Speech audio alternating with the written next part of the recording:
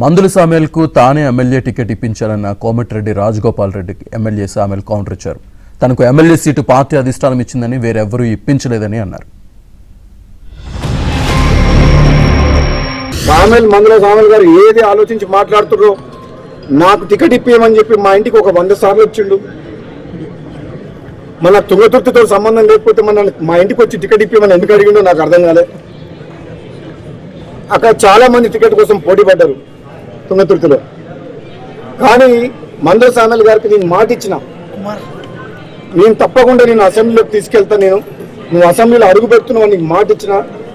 నేను తిరుపతిలో ఉన్నప్పుడు ఫోన్ చేస్తే ఆయన ఫోన్ చేసి ఇదే మాట చెప్పిన, నీకు మాట ఇస్తున్న దేవుని సమక్షంలో నువ్వు అసెంబ్లీలో అడుగు పెడతావని చెప్పిన. మాట ఇచ్చినట్టు నేను కాంగ్రెస్ పార్టీలో చేరినప్పుడు నేను అడిగిన 2 టికెట్లు బాన్స్వాడలో ఏడుగు రవీంద్రెడ్డి గారికి, తుంగతుర్తిలో మందుల సామేల్ గారికి, ఈ 2 టికెట్లు కూడా నేనే అధిష్టానంతో మాట్లాడి నా టికెట్తో పాటు వాళ్ళకి టికెట్ తీసుకొచ్చింది.